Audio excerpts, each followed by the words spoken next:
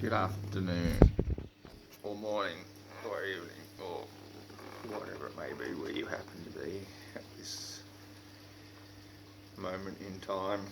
As you can see, I've conveniently put a spirit level up so we can detect any motion of the earth, just in case, because you can't be too careful. Sometimes it spins when you're not watching, or tilts from being far out. I'm in Australia, I can't be too careful, I could fall off any minute. Head on the roof at least. It's dangerous shit, this living on a ball, spinning through space. You probably think I'm just some raving lunatic, and you're dead right. What else can you be in this crazy world?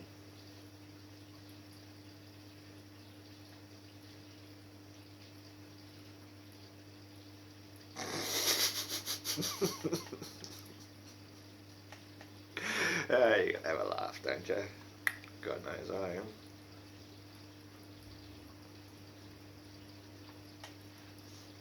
So today, instead of discussing flat earths and level water and big balls spinning through space, let's just have a crack at the theory of evolution.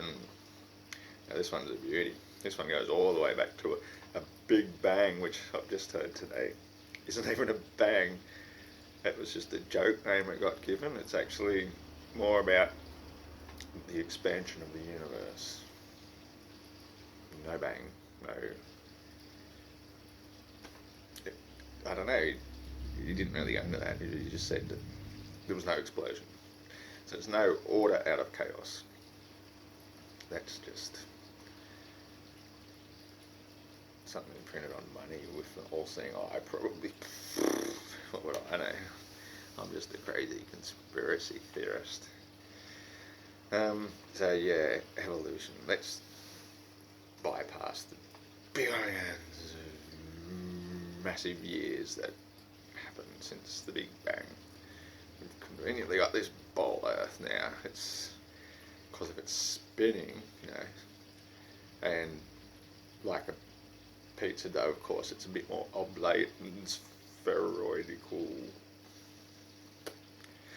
in the middle and a bit wider underneath, a bit chubbier, because as we all know, up and down in space really matters. Yeah, good science English to fuck with. Sorry, I didn't mean to swear. Sorry, Neil. Sorry, Mr. DeGrasse Tyson. Where did you get that name anyway? Neil Armstrong on the grass. Mike Tyson, yeah, bam, bam. What a fucking actor's name that one is. Okay, so anyway, the ball's balling along, gets wrapped in the orbit around a big shiny ball of flaming thermonuclear explosive gas that just goes forever and ever and ever, because, well, it will burn out eventually, but that's many, many billions of years down the track, so it's nothing for us to concern ourselves with. We're here and now, and we're spinning around it, and it's thermonuclearing away exactly as it should, and that is conveniently the perfect amount of thermonuclear radiation and heat and light to make life exist on this spinning ball.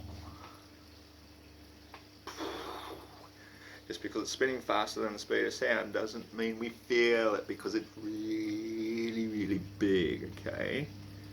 So you can still hear me even though you're spinning away from me way faster than my sound can reach you. That's okay, just ignore it. We don't have to worry ourselves with facts, because this is science. Theories are good enough. So let's theorise then that there was some magical pond scum. I mean, come on, lava,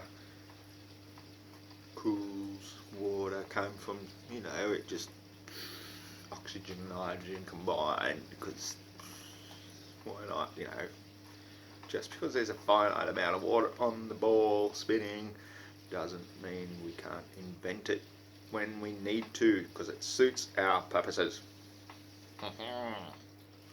So we got water, cooled down lava went all lumpy and bumpy and slowly, like a teenager, stopped being so spotty, and eventually land masses formed, and that was great because then we could have fish in the water, and fish can grow legs and walk out of the water onto the land. Oh wait, we're jumping ahead here. We already have fish. Let's go back a few billion years and just back to this pond scum, because we haven't even got life yet. But science, it'll invent a theory. There's sure to be a good explanation for abiogenesis. That's a big word. Had to pull that one out of that thin blue air, and abiogenesis, we have life. Let there be life. And there was pond scums scuttling around in the scummy ponds, and eventually it evolved because it wanted to. It didn't need anybody to say, go out there and mate and everything you're fine and make babies all over the place. No, it just felt like it. Nothing better to do. Lazy Sunday afternoon. Yeah, might go and evolve. Might turn into a fish. Bird, maybe. Yeah. Oh, but that's not how evolution works. No. You've got to put billions and billions of big fat years in between the facts. Well, they're not even facts. But if you put those years in them, they become facts, because we said so, because we science. So anyway, pond scum, jump a bit. Worms maybe, yeah, I can see worms. Tubes just swallowing everything in sight, shitting it out. Something comes along and cuts me in half, bam, 2 worms. Bam, oh, now you've really started evolution as well, on its way. We got it all happening now. Only a matter of time before we're climbing trees and throwing shit at each other. Because worms, God, don't you get it? It's just so clear. Well, okay, algae. Let's start with simple life forms. Algae, yeah. You can watch it in a petri dish all the time, how one day algae just gets up and says, fuck this, I'm a tree. I'm a tree. Fruits, leaves, nuts. You've got to be nuts to believe that shit. So, evolution. Honestly, seriously, come on. All these elements just randomly mutating in beneficial ways, because, every time we see a mutation, we really, really witness beneficial things happening. No extra eyes, no extra arms. No, in fact, we don't see mutations. We just see everything reproducing its own kind. Now, no, that's not a very scientific word. Kind is a terribly unkind word to you scientist types who want real words, fathomable words, like give me species differentiation. Phylobites. Sorry, chuck that in there somewhere, because that's part of it, part of the evolution. Alright, so you're a species. What are you? Let's pick something really simple, an everyday common dog, because dogs aren't afraid to get it on anywhere they want, anytime, and in fact, if they need to shit, they'll just pull over and shit right there, right on the floor, if they feel the urge. So they're probably a good example of evolution, because that's active life doing what life wants to do, and humping everything in sight. So Okay, so we got dogs. Now the dog humps the cat. We don't get a dog app or a cat dog. We just get a cat that wants to kill the dog, which is probably better than having a sticky leg, you know. But evolution, come on guys, seriously, survival of the fittest, yeah, okay. Let's put you in an environment conveniently made, perfect for life. I mean, conveniently formed by accident out of non-explosional big bangs, because science and convenience. And seriously, if you believe in evolution, that one thing became another thing, which became another thing because fucking, then all those fucking monkeys turned into us fucking idiots.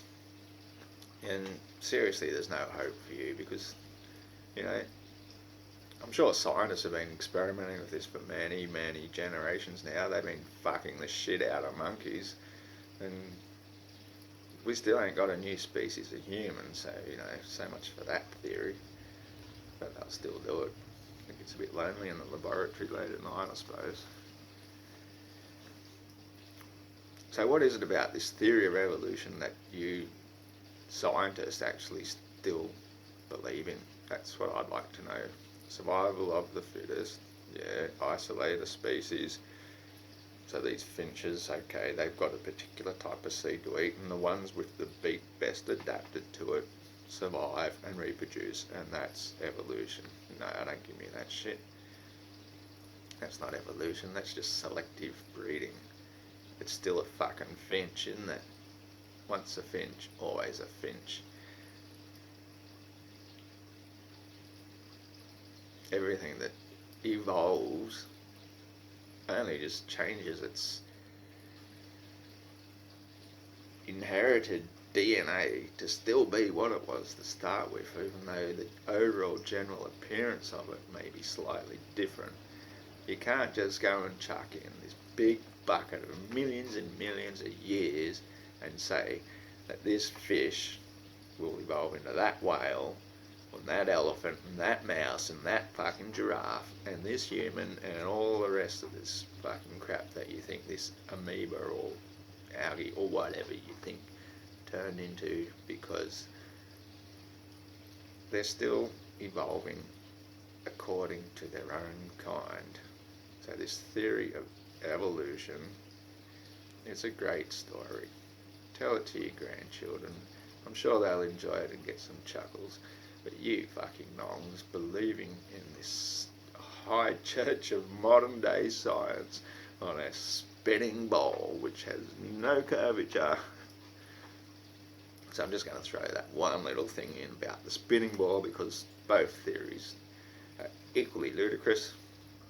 Here's a brilliant, easily provable example. You can search for this picture somewhere if you wanted to.